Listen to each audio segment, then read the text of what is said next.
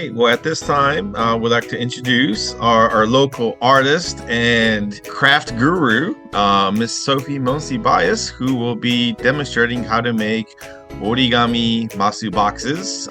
Sophie, you want to take it away and show us how to make the origami boxes with us? It's great to see you guys. Thank you so much for coming here. So, my name is Sophie. I've been doing stuff with JSG for a couple years now. I was formerly an intern, and now I love JSG, so whenever they ask me if I want to help out with something, I do. I have done some workshops with them. We did a couple of shibori workshops, and those were really fun. So today we're going to be doing origami. So the little origami box that we'll be making is the Masu box. I'm curious, does anyone know what a Masu box is? All right, so I looked it up because I was curious. So a Masu box is something that they used to use to measure rice, like back in the day before the current unit of measurement, they would use this to measure rice. Of course, it was a different size. This is the origami size. And nowadays they'll use it to drink sake out of. And that is something I've seen is them drinking out of a little sake box. So that is what a Masu box is. And the tiny little version that we'll be making today is out of paper. So I wouldn't recommend drinking anything out of it. But you can put a very tiny cupcake in it. Or Deborah, do you have your giant piece of paper? Yes, I do. So yes. So Deborah went to the craft store in the paper section. They always have very fancy, very expensive paper. But if you get yourself one sheet, you can make a Masu box that is larger and might be more suited to a cupcake. But I'm going to go ahead and switch to my little workstation, and you can see that I have put some little friends in the boxes that I made. So I'll be moving to my little workstation. Now, the thing with origami is that this is the first box that I made, and it came out perfect. I was like, this is going to be so easy. I'm the master. And then this was the second box that I made. So sometimes the origami gods will bless your first box, but not your second box. And that's okay, because we're just going to keep on making boxes. And what was I going to say?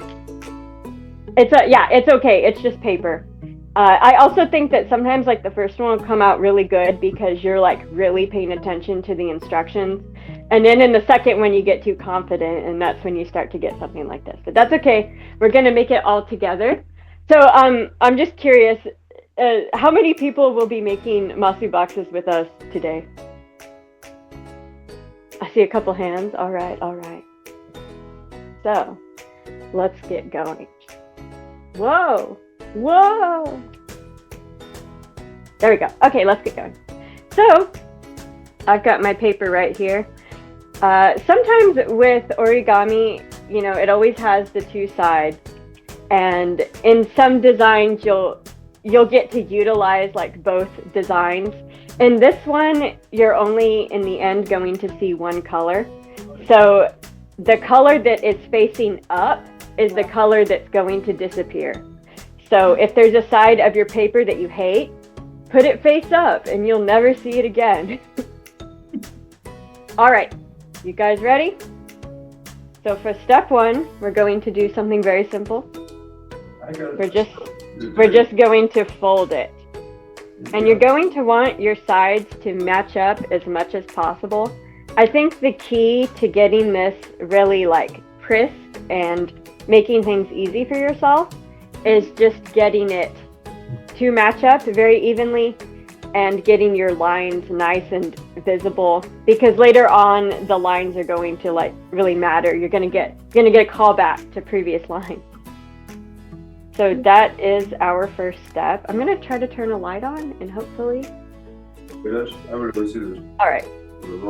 Or pencil. Yeah. So that is our first fold. Sure, paper. Go ahead and open that up. Expose the side of the paper that you don't like.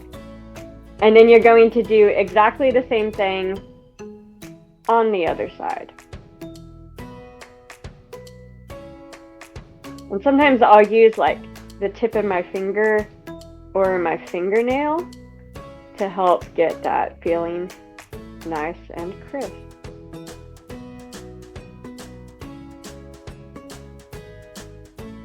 All right, so we've got our folds. You can go ahead and open it up and you'll see you've got a 4-way fold. Now, the next thing we're going to do is we've got this little central area in the corner, and we're going to fold inside so that all of our little points meet that corner.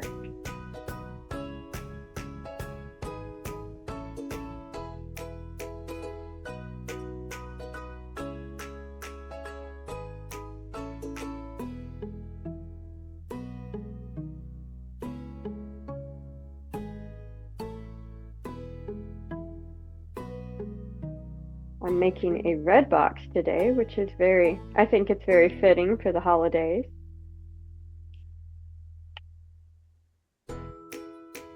And if I had some matcha cupcakes, they would look very good in my little red box.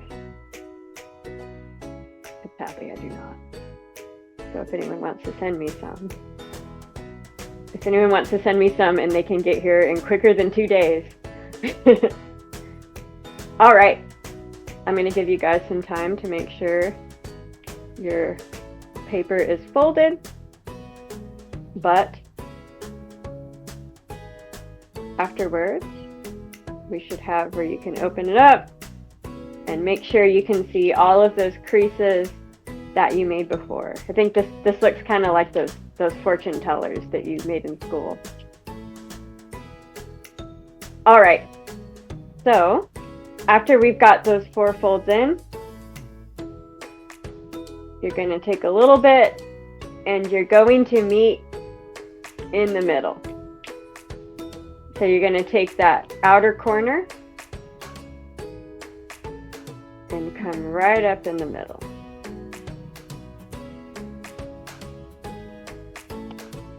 There we go. It's easier to see without the light. All right. And then after that's done, you're going to do exactly the same thing on the other side. And since I'm leading today's craft, my hands are kind of sweaty, so I feel like I'm struggling. I'm struggling with the simple folds. So if your hands are dry, you'll have a much easier time. All right. So now we've got one long rectangle. And for this part, this is where I like to say that the box is angry at you. So you open it up and it's like, ah! Ah! It's showing you its angry mouth. So once we have it folded like this, you're going to open it up back again, and you're going to do exactly the same thing, starting from a square. You're going to do exactly the same thing on the other side.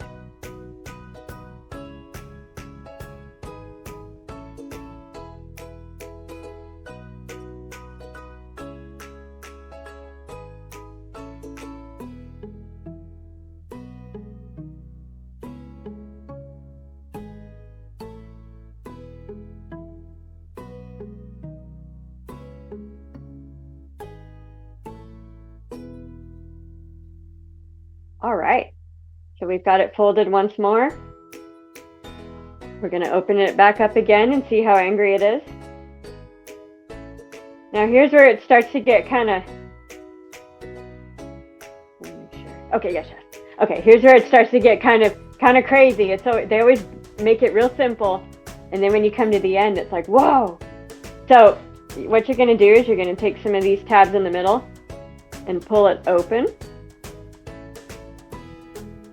Lay it back down again. See these outward rectangles? You're going to fold those in. And I call this the candy part, the candy phase, because I feel like it looks like a little piece of candy.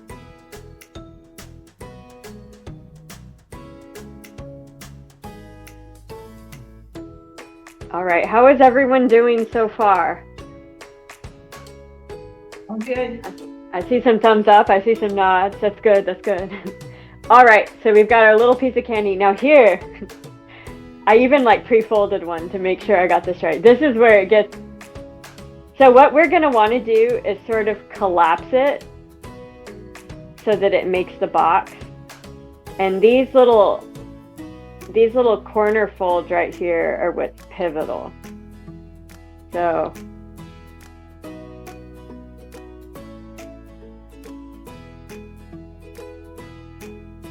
there we go. It's what's happening. It's working. I also pre-folded one. Make it a little bit easier. But once you start to collapse it in on itself, it will sort of make that box shape for you. If it's not collapsing properly, you can sort of finagle with it a bit. It's these little key points right here that are really important.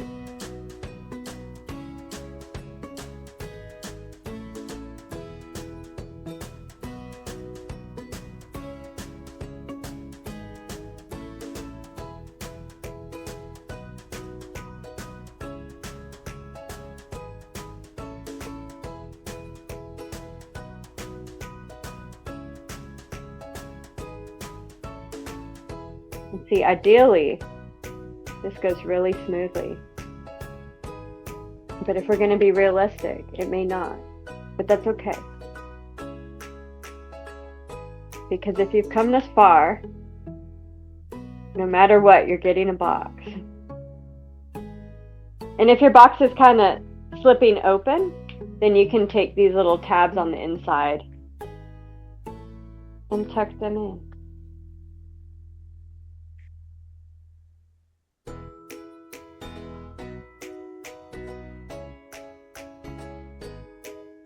And that completes our box. All right. Hello.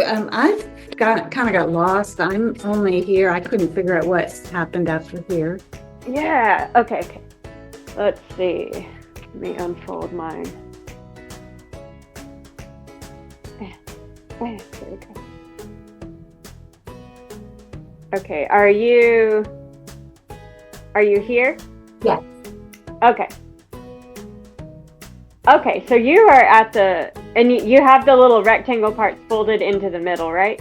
Yes. Okay, so yeah, you're at the last, this is the weird part. So something that'll help is if you put your hands right here on the little point. Okay. And then you can fold in. Is your box starting to make the box shape? Yeah. Okay, got it. Okay, thank you. All right.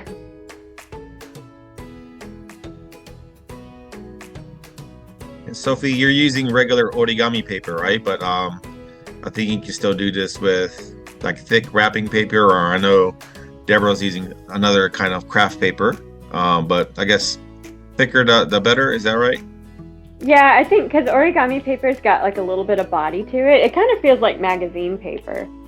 And then the craft paper also has some body to it. I think if you use something that was like too thin, it probably wouldn't work. But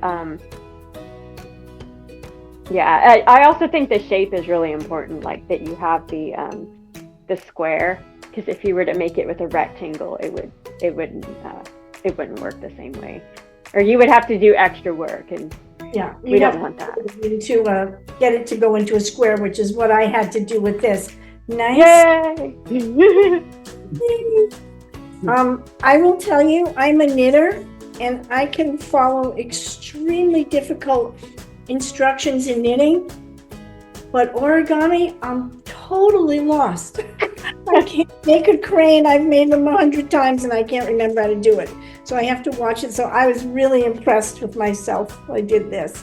Another thing about this box, you'll find a lot of Japanese take newspaper and fold this into a box and then use it for the peelings of, whatever, when they're cooking. And so it's like a motai nai box when they're actually, using it for that. So you're kind of, the whole idea is for reusing paper and things for something else. So you'll very often see Japanese fold these boxes out of newspaper and put them next to them while they're cooking. And all of the shavings, the extra stuff comes out in here. So yay, we did it. Thank you, Sophie. That was awesome. Oh, yay! Can everybody show their boxes? You've gotten them. That's really good. Super. Okay, well, keep this in mind. We entertained children, grandchildren, everybody for that.